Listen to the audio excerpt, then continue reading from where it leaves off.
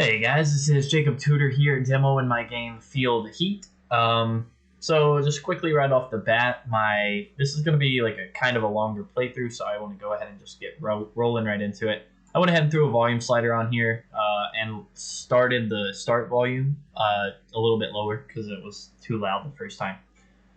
And it's a looping, so it'll just kind of apply for the rest of the game, no matter if you die or whatever. Art, these are just like the websites I got and like the specific assets, stuff like that. All of my code information I just got from YouTube. So I never find Stack Exchange very helpful. So I just pasted the channels and then like what I searched to find those videos.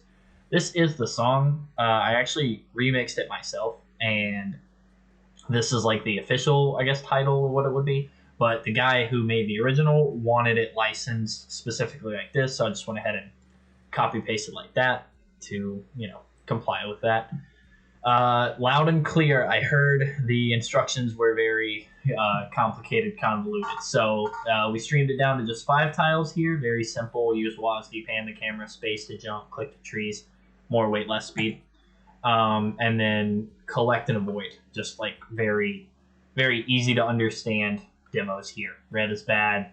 Those flying particles look like, to me, those are bugs. And so I needed an obstacle in the game that was like an area type of attack or an obstacle. And so the bugs made sense to me. Like the particle, it kind of looks like bugs flying at you. So that's kind of what I was going for. And then beehives drop from the tree. Same type of deal. This quote is just a buffer. The level just loaded, and it's just like a panel that pops up. So all of the NPCs have multiple dialogue options based on the condition that you fill. This is the hidden power up right here. Like I said, this is kind of a longer game, so I'm just gonna run through it as quickly as I can. Particle effects when you enter and leave the safe zone. I'm not sure if that was in the original game, but I like this right here. The pause menu like stops everything, but lets you still like mess with your camera, so you can get some pretty sick shots with the particles like this. You may have noticed journals here and here. We don't have any yet to show off, but I'll show you guys exactly what that's all about. So anytime, oh boy, that's a lot of damage right there. So those beehives now drop from a tree, and they have a random chance to drop. That was because in a lot of playtests, I saw people just like chopping and running as fast as they possibly could, and this like gives you a little incentive to like think about your moves and not just like spam through the trees. So the journal system works like this: 1 through 5 can be collected in any order, and they don't have any like spoilers. They just kind of all hint to like the same thing. And then once you find all 5 journals, then the 6th one spawns and becomes available to find in the world. And then you can always come in here and then read what each one says. So like there's 6 tiles they'll fill up once they're available. I quickly just put like a little controls set up in here just so anyone can see it. And especially I tried to streamline this as much as absolutely possible, and I'll demonstrate that here a little better in a second just because I have been running. But once we get back to the generator, there's like the first little bit of it. So this entire patch was pretty much, I mean, obviously like all the feedback that I got from the playtest was important, but I noticed a couple like recurring themes, and one of those was like the UI. Okay, so right here, this is one thing. So you don't run out of heat without knowing. This right here, anytime you're under 30 seconds, will pop up, goes away, doesn't get in the way of anything. It's just like a blue overlay to let you know, hey man, kind of freaking cold out here. This was the thing. So F to deposit logs. I have little pop-ups now, and they're pretty smart. Or I tried to, program some checks in there so that it doesn't clutter your UI. If you come over here with no logs to deposit, it's not going to bother you with like trying to deposit logs.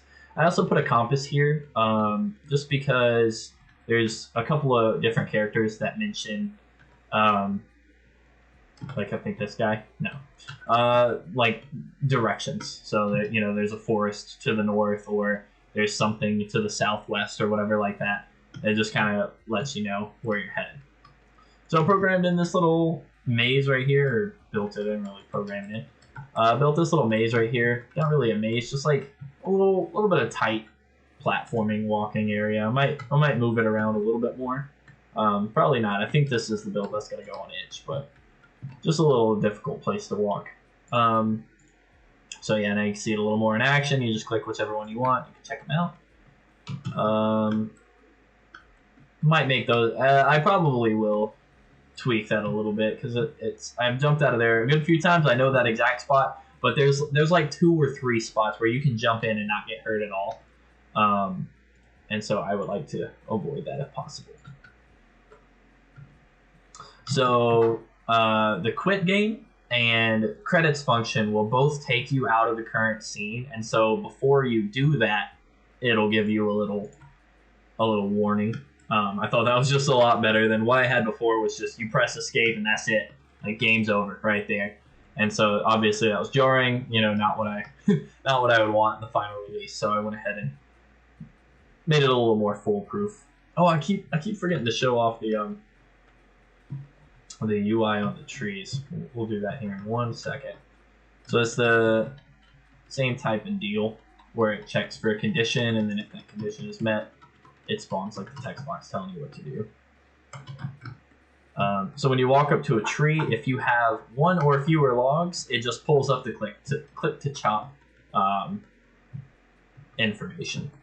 Just a quick little heads up. So the main goal of the game for level 1 is to gather the journals. If there is one thing that I would probably change, I would make that a little more obvious. So you can't win without doing it, but once the timer runs out, if you haven't gathered all the journals, it will prompt you, like it'll really scoot your boot in the right direction. So picking up those speed upgrades is permanent for the entire rest of the level. So there's a speed upgrade and an attack upgrade. The attack upgrade takes your power from needing 5 chops to cut a tree to 3. So it almost cuts your time in half. And the speed boost is roughly like 50%. It's not quite exactly, but it helps more in the scaling down, just because you never reach that like super low speed. Just start headed back to the base like quickly. Yeah, we got 30 seconds from here. Think we should make it pretty comfortably here. I dropped the logs used to be spammable. So like as fast as you could possibly click F, you could drop a log. Now there's a 0.75 second cooldown in between, and that's just to prevent cheesing it. Just absolutely spamming logs so that you can get your speed to the max. This just is one more. I mean, you can still, because this is throttled. It's based on how many logs you have, and when you hit like a certain threshold, it, you know, knocks it down a notch. So it's, you know, it's still not like a completely unabusable system, but the best you're gonna get this way is just one single stage, and you have to balance. You can only do it with 1 log, so it doesn't help you nearly as much, and you kind of got to be smart about how you're gonna play it. So drop these off so I don't lose my speed. Oops. Journal. And I think that gives us, yeah, so 1, 2, 3, 4 have been found. We just gotta find 5, and the 6th one will spawn after that. Going a little faster than I thought, so I'll take a real quick second. Ooh. Guess I should pause first. I'm gonna pull up these prompts here on the other screen. Does my game match what I originally planned to make? Actually, to a surprising degree, yes. I did not think that the game was gonna... Like, this is almost, like, letter for letter, you know, what I had pictured it would be like in the very beginning stages. But I kind of figured that was like a pipe dream, and I didn't have, like, my anticipation set that high. That's just, like, what I wanted to achieve. But luckily, I didn't really run into too many snags. I hit like one big one around the jump, and you know, obviously there were issues, but I didn't run into any like super time killers like I did a little bit with my 2D game. And so I think just in general I understood coding a little better this time. I've never taken like a coding class before, and so I'm just kind of like learning as I go, pretty much just from the YouTube videos. So, trees now also spawn like a random, or not really a random, but they can either spawn 1, 2, and I believe sometimes 3 logs, but I didn't really actually like intend for the 3 logs to be a thing. It's something that kind of happens every now and then. But yeah, just to add a little more variety. So the logs are worth less points now per log, but it just gives you a little, I don't know, I just felt like it was a cooler thing to do. And it also made more sense. You cut down like a huge tree and you get like more than, like a 15th of the tree in log form. So it makes it a little more useful. And it's also really fun to just stack those like massively high. Just see how highly you can build them. So yeah, I didn't really anticipate that the final product would come out like this, but this is certainly what I was hoping for. I just got all like the base mechanics, so now all the journals have been found. The only thing that isn't like super optimal, I guess, is that I haven't, there's no indication when you find these 5 journals that the 6th one becomes available until the timer runs out. You can still find it, it's still totally spawned in the world, but just like the info to the player isn't there. A little bit of an oversight, but I have known about it today. It's just like so for me, I'm going like pretty much straight to the places where I know they already are, and so I feel like if a player was playing this for the first, or even any amount of time that wasn't the 1100th time, they would probably take the full amount. I wanted the timer to be very close to about how much time it should take you to find those journals. So. So yeah, building log cabins is kind of fun. I just spent a while earlier, like intentionally, like picking them up and trying to drop them back down in like cool patterns, and it is possible to get like some pretty interesting physics and things going on there. Let's see. So, did I make my assets or did I find them? So I found the astronaut and the tree. And I want to say that's... Oh, and the machine parts. None of these were like put together, but they were in like this asset pack that contained a bunch of different little pieces, and I just constructed them all together and then built them that way. I did all my own particles, the snow effects, the fog, the smoke, the icons I did. All the 2D art that you see on like the journal pages, all of that kind of stuff. I didn't make the sound effect. I got the sound effect and I remixed the music, so I didn't like fully make that. But yeah, everything aside from those couple of things that are credited in the menu were done by me. And I tried to make just as much cool stuff as I could. So like the ice spikes, they're literally just a cube that I pro-builderized and just like stretched a single vertex out. Is a vertex? Yeah. I just like stretched out and then, or maybe it was a face. I like extruded a face and then shrunk it down, something like that. I do get a little bit of clipping with these particles for the river. It usually doesn't happen. You'll see it a couple times a game, but it's just I just couldn't quite get it like 100%. The water does kill you if you touch it, but I felt like that was just really, really given. Just based on the way that it looks, and it's a game about like staying warm, so like jumping into frozen water. Though if you guys, if y'all have feedback, like maybe I should add,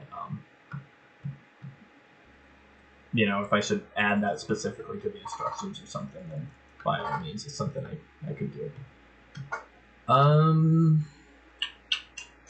Let's see, what went wrong or haywire? Honestly, the only thing that went wrong is the jump, which is super unfortunate. So yeah, when we run out of time, the others should be, if you're out of the town, it basically just tells you to go to town. And then when you talk to anyone aside from the 2 power-up guys, just because it was hard to get their text to change like multiple times, now instead of saying what they would normally say, I heard there was a mysterious object in the Northwest Mountains, and I tried to put like those little asterisks around anything that was like a clue, so it's like really obvious, hey man, Northwest Mountains. So then you come over here, that's what the compass is for. northwest. You can kind of see the general area where we're trying to head. I hope, like heck, we actually, you know what? I'm gonna play it safe, and I would really hate to do this whole tutorial and then not, or this whole walkthrough and then not have enough heat to make it, yeah, to the final spawn. Oh, I had all these logs here. Goodness gracious. That's okay though. So yeah, honestly, the jump was probably the only thing that went wrong. Another thing that went less than optimal is like I said, I didn't understand coding really at all before like starting this class, and I just did not understand the syntax of how to like call methods and stuff from other scripts, like to call other scripts. And so the first like 60% of this game was programmed all on two scripts, like two massively, I mean, I broke them up accordingly, like they're organized, but they were all programmed on two scripts that both attached to the player. So the plot twist here is that all of the journals lead you to this is like the escape pod, and then when you come here, you touch it, it's like this message from Space Command, and this is like summon it all up. I'm gonna go ahead and skip it for like spoiler purposes, but essentially, like help isn't coming, and you gotta just try to stay alive. So level 2 is the same base level, but I mean, as you can already see, a lot has been changed. So like there's that huge ice cave over there. There's this massive like super dense forest back here. All the doors are shut. It tells you that in that text. So because of the journals and everything, I really tried to like expand the story of this game and make it like tell a pretty good story. And I think I succeeded. I like the story that we have, and I left it open so that after the second level, I would like to continue on this game. You can make a third. So on this one, basically what happens, if you notice the generator, it's all grayed out. The top still runs, but the generator is like half broken, not running at optimal efficiency. And so what you have to do is run around and find the gears and replace the gears in the machine. And it works the same as depositing logs. The only thing is it doesn't work until you have 8 gears. So you can't like run and drop off one of the machine. You gotta have 8. When you have 8, you can fix the machine, and that spawns the current win condition. That wouldn't be the ultimate condition because I would have like a third act where more, other things would happen. But as it sits right now, for like this purpose of the game, that's like the end condition. And trying to think what else I can show off here. I really don't want to get into any spoilers, and I don't want to make this video longer than it has to be and have you guys just sitting through watching things. I tried to use those blocks to really just indicate what's safe, what's not. Like getting through here is just about careful platforming, and you can chop down the trees, but chopping down the trees runs the risk. Okay, so that was just another gear. Gears don't do anything when you pick them up. It just adds to your gear counter. And now you can cut your way out of here a little faster. But the idea was it's kind of hard to see, so you're going to cut stuff, and it's likely that you'll make a mistake. Oh, so actually, that tree dropped 4. Or actually, I'm pretty sure that I cut 2 trees there. It is 100% possible to cut more tree than one if they fall in your attack radius. So heads up there, if you see 2 trees close to each other, you can totally do that. So yeah, that little section has changed. The entire bridge over here is now more like an obstacle course. There's little spikes. So these big ones right here were always there, but if you walk onto the bridge itself, there's just more things to avoid. It's right here. And then the journals in this level are 100% optional. All they do is just further the story. So once you find all the gear pieces, you can run right back and fix the machine, and that's it. Level over, game over, as it sits currently. And I don't know how audible it is right here, but there is like sound effects on clicking the tree. It's pretty quiet on my end, but that's just because I didn't want to have to be screaming over my music. What would I do to expand or fix my game? So like I said, I definitely want to add a third level. I for sure have to fix the jump. Like that's just a non-negotiable. It's really not bad. But there are times where you want to like right there. You want a nicely timed jump and it just doesn't quite work out, and that's extremely frustrating. And I would hate to put that on the player. So that's kind of a non-negotiable. Working on the third level. So yeah, there's the win conditions. You've met your fate, and then when you win, it's just a little log of text. It's a little more than this. It's just like a short story. So yeah, those are like the two big ones. I really got all like the mechanics into the game that I wanted. I like that you have to balance your health and the time and whatever collectibles that you're looking at. And then even on the second level, there's like an optional little path if you want to like figure out more of the story. I really wanted the game. I was kind of inspired a lot by The Outer Wilds and also Breath of the Wild. Both of those are just like very exploration heavy. Like that's the point of the game, is just to go exploring. So that's another reason why the timers are longer. I just wanted to give an opportunity for everyone to check out the world, see what's going on, and not have to constantly be rushing back. Like I do want a little sense of urgency, but the game is supposed to be, semi-relaxed. So, any secrets, tips, Easter eggs? Honestly, the game is a little bit spoiler heavy. I'll just say that there's a lot of like kind of cool, kind of crazy places, especially in the second level, because I had to hide 6 journals and 8 gears, and there's just only so many places that you can hide things. And so I got pretty creative with building things out of ice and trees and pathways and stuff like that. So it's just like it's the same base level, but a lot of the town's in the same place, but a lot of the nature around has been shifted a lot to make it feel, it's an exploration game, so I want it to feel the same. Like the signposting is still kind of the same, you still see that giant thing over the bridge and all that, but the actual environment itself is a little bit different. So but yeah, other than that is my game. If you guys have any feedback, I would love to hear it. Obviously, like, it's not 100% perfect and complete, but I'm super proud of the amount of stuff I got done